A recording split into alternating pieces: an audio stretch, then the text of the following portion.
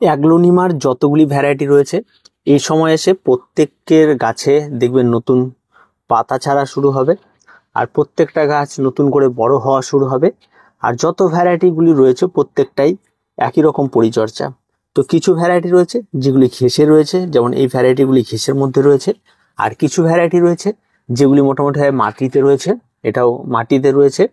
এই সমস্ত কিছু নিয়ে আজকে আমাদের আলোচনা, যে এই সময়টা কিন্তু খুব ভাইটাল সময়, কারণ গাছের গ্রোথের দিকে ধ্যান দিয়ে গাছকে বাড়িয়ে নিতে হবে খুব তাড়াতাড়ি। কারণ এই সময়টাকে যদি আমরা মিস করে ফেলি তাহলে কিন্তু অ্যাগ্লোনিমাকে আর আমরা বাড়িয়ে নিতে পারবো না। তাই এই সময় থেকে স্টার্ট করুন এপ্রিল মাসে, যে অ্যাগ্লোনিমাকে কি পরিচর্যা প্রথম করতে হবে। সবার প্রথম যে পরিচর্যাটি খুব গুরুত্বপূর্ণ পরিচর্যা, সেটা হচ্ছে গাছের পাতা পরিষ্কার রাখা। এই সময় কিন্তু প্রচুর ধুলোবালির দিন, হাওয়া চলবে, প্রত্যেকটা গাছের পাতাতে ধুলো জমবে। এই সময় কিন্তু এটা কিন্তু সবচেয়ে গুরুত্বপূর্ণ একটা বিষয়। তাই এই সময় সবার প্রথম যেটা কাজ হবে সেটা হচ্ছে আপনাকে স্প্রেয়ার দিয়ে প্রত্যেকটা গাছের পাতাগুলিকে ভালো করে ভিজিয়ে দেওয়া। এভাবে আপনারা প্রত্যেকটা গাছের পাতাগুলিকে ভালো করে ধুয়ে দেবেন। ধুয়ে এবং আপনারা আগে এবং পরে ভালো করে বোঝার চেষ্টা করবেন যেন প্রত্যেকটা গাছের পাতা যেন ফ্রেশ থাকে, কোনো রকম যেন নোংরা আবর্জনা থাকে না। কারণ আমরা অনেক সময় অ্যান্টিফাঙ্গাল স্প্রে করি, সেই অ্যান্টিফাঙ্গালের দাগগুলো থেকে যায়, সেগুলো যেন না থাকে। প্রত্যেকটা গাছের পাতাকে খুব ভালো করে স্নান করিয়ে দেবেন। বড় বড় গাছের পাতাগুলোকেও তাই করবেন, স্নান করিয়ে দেবেন এভাবে সামনে পেছনে খুব ভালো করে। যদি হাতে সময় থাকে তবে আপনারা এই সমস্ত গাছগুলিকে টিস্যু পেপার দিয়ে এই পাতাগুলিকে মুছে দিতে পারেন। ঠিক টিস্যু পেপার দিয়ে প্রত্যেকটা গাছের পাতাগুলিকে খুব ভালো করে মুছবেন। আপনারা কেন আমি টিস্যু পেপারে কথা বললাম, তাহলে টিস্যু পেপার দিয়ে যদি আপনি মোছেন তাহলে বুঝতে পারবেন যে কি পরিমাণ নোংরা কিন্তু এই পাতার উপরে থাকে। তাই এই পাতাগুলি সবসময় যেন পরিষ্কার কিন্তু আপনাকেই রাখতে হবে। কারণ আপনি গাছের পাতা যত ভালো পরিষ্কার রাখবেন আর এইগুলি গ্লেজি ব্যাপারটা যত ভালো রাখবেন, গাছের গ্রোথ কিন্তু ভীষণ রকম ভাবে নির্ভর করে কিন্তু এই পাতা পরিষ্কারের উপরে। আর শুধুমাত্র স্প্রে জল দিয়ে কিন্তু এই সমস্ত গাছের পাতাগুলি কিন্তু পরিষ্কার হয় না। তাই আপনাকে কিন্তু এই কাজটি নিজে থেকে দায়িত্ব সহকারে খুব সময় নিয়ে ধীরে ধীরে কিন্তু এই কাজটি করতে হবে।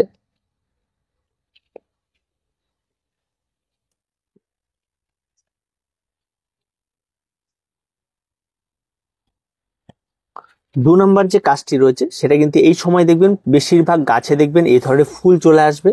আপনারা এই ধরনের ফুলগুলি কিন্তু গাছে একদমই রাখবেন না। এই ধরনের ফুলগুলিকে কিন্তু অবশ্যই আপনাদেরকে কেটে দিতে হবে।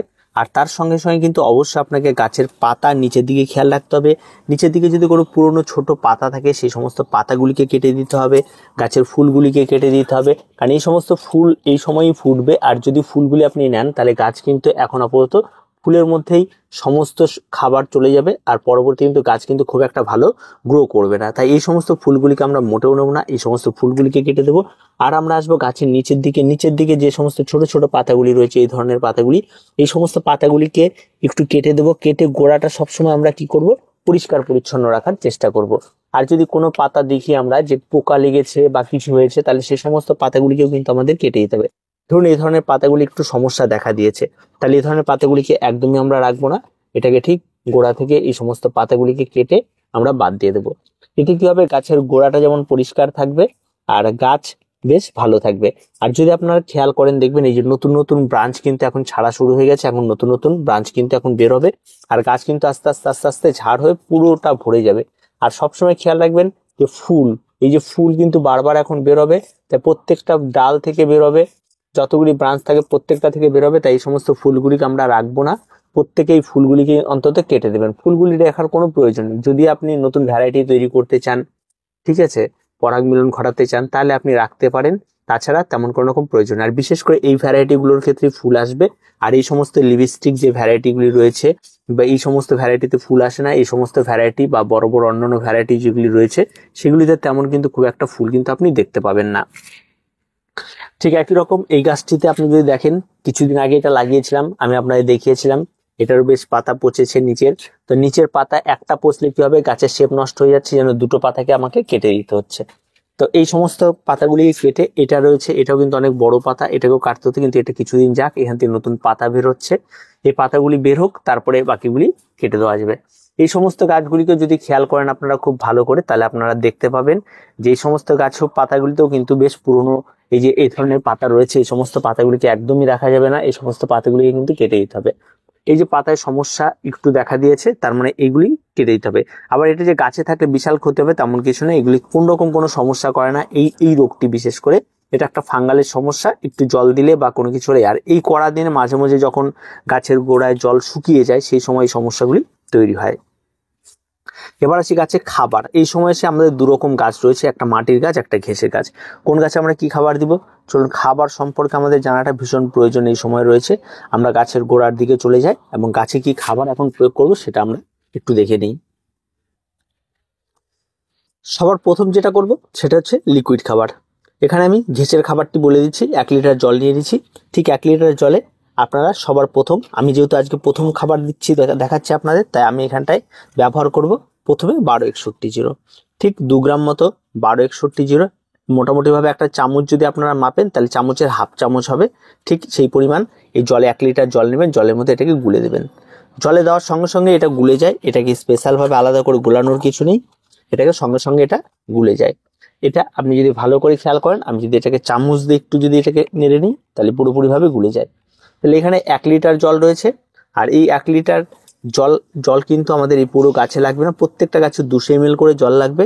এবার বাকি জলটাকে আমাদের কি করতে হবে, একটা স্পেয়ারের মধ্যে ভরতে হবে, আমাকে এটাকে স্প্রে করে দিতে হবে। আমি স্পেয়ারটাকে খুলে নিচ্ছি।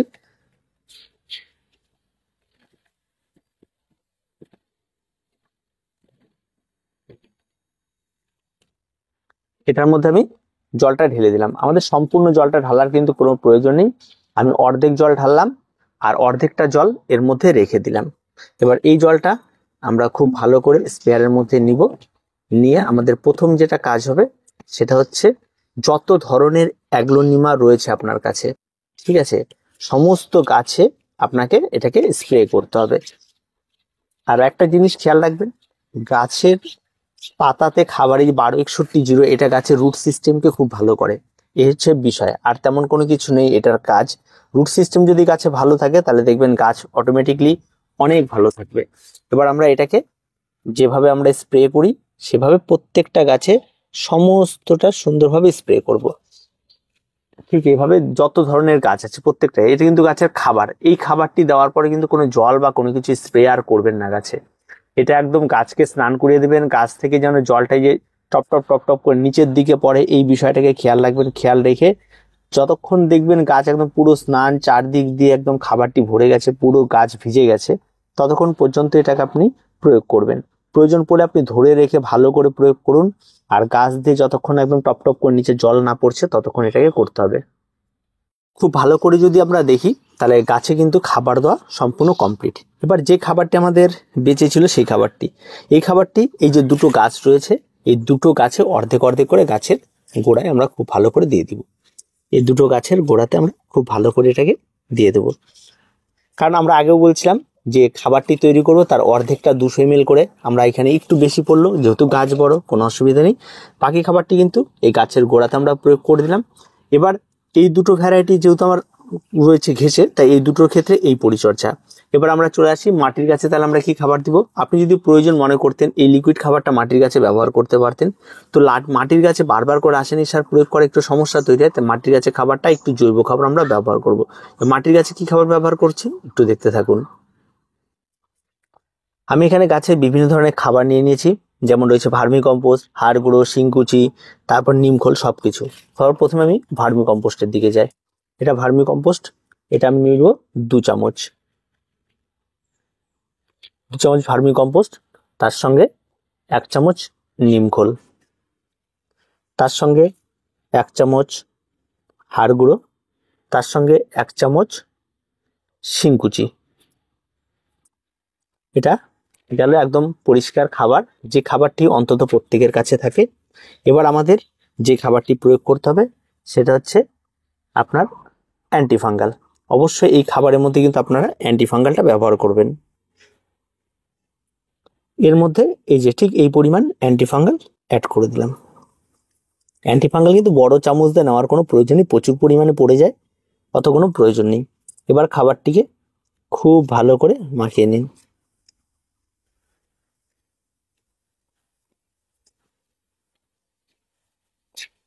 খাবার কমপ্লিট।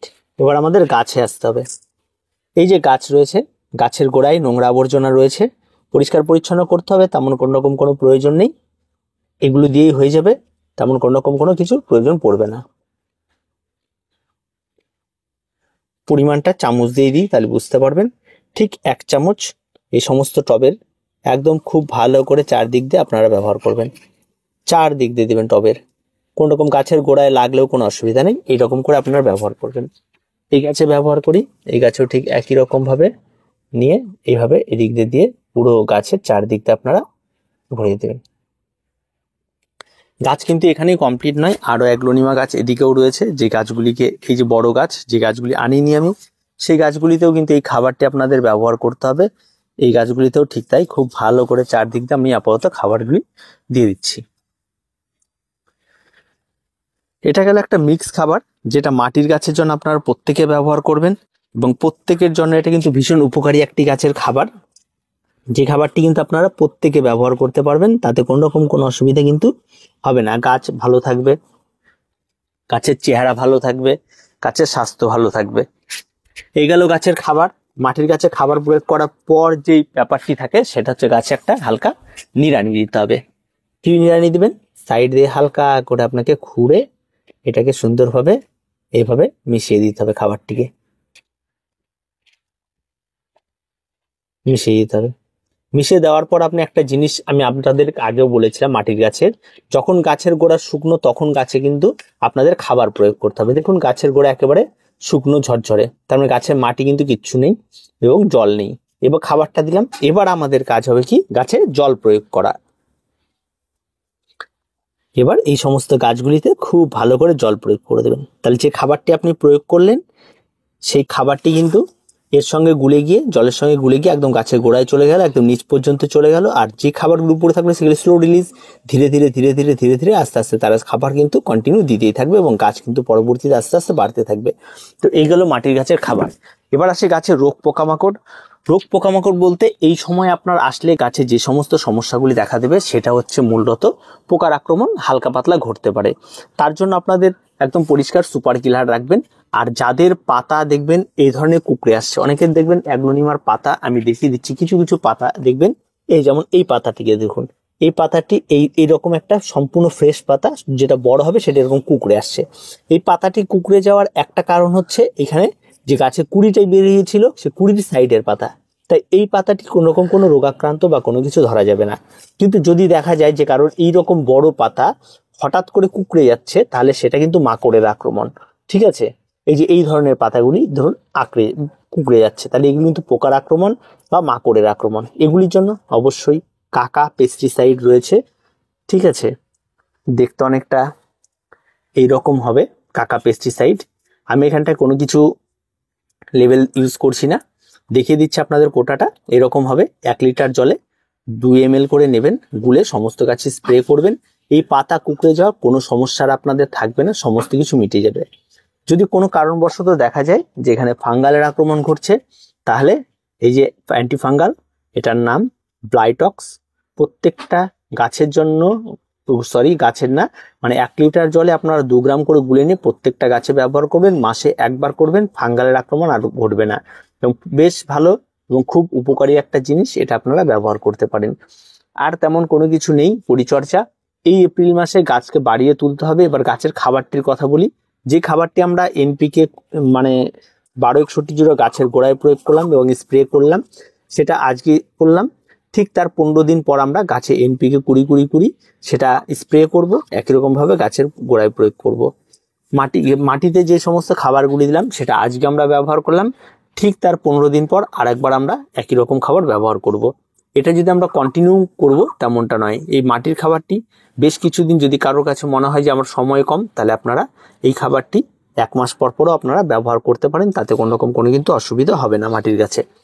আর একটা বিষয় থেকে, মাটির গাছে যখন এই যে স্প্রেগুলি করছেন আপনারা এই সমস্ত গাছগুলিতে যে এনপিকে 20 সে সময় স্প্রের জলগুলি কিন্তু আপনারা মাটির গাছেও স্প্রে করবেন।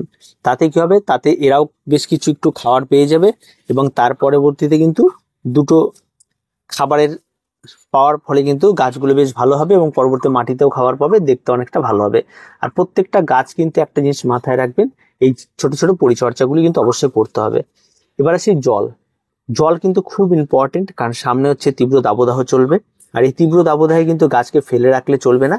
গাছকে গাছের মতো তৈরি করতে হলে কিন্তু গাছের জলটা কিন্তু কন্টিনিউ আপনাকে করতে হবে। গাছ যত ভালো জল দেবেন আপনি, গাছ তত ভালো হবে। আর গাছকে ভালো রাখতে হলে কিন্তু জল কিন্তু কোনো বিকল্প নেই, তাই প্রতিনিয়ত আপনাকে জল প্রয়োগ করতে হতে পারে। গাছের পাতা যেন শুকিয়ে না যায়, গাছের কোষ গোড়া এরকম গোড়া যেন একবার ড্রাই না হয়ে যায়, এই বিষয়গুলিকে খেয়াল রাখতে হবে। আর আপনাকে কিন্তু পরিষ্কার পরিচ্ছন্ন রাখতে হবে। যত ভালো আপনি এই সমস্ত গাছগুলিতে জল প্রয়োগ করবেন এই সময় এসে, যাতে একবারও যেন গোড়া শুকিয়ে না যায়, সেই বিষয়টাকে খেয়াল রাখবেন, তাহলে দেখবেন আপনার গাছ আরো ভালো থাকবে। তো এই ছোট্ট এইটুকুই পরিচর্যা থাকে, আর তেমন কোন রকম কোনো পরিচর্যা কিন্তু এই মুহূর্তে এসে অ্যাগ্লোনিমা গাছে নেই। আর একটা পরিচর্যা থাকবে, যেটা বৃষ্টি হলে, বৃষ্টির পরে একটু পরিচর্যাটা চেঞ্জ হবে, সেই সময় আমরা অবশ্যই আর একটি ভিডিও দিয়ে দেবো। আর আজকে এ পর্যন্তই, দেখা হচ্ছে পরবর্তী ভিডিওতে। প্রত্যেকে ভালো থাকবেন, প্রত্যেকে সুস্থ থাকবেন, আর চ্যানেলটিকে অবশ্যই সাবস্ক্রাইব করে রাখবেন।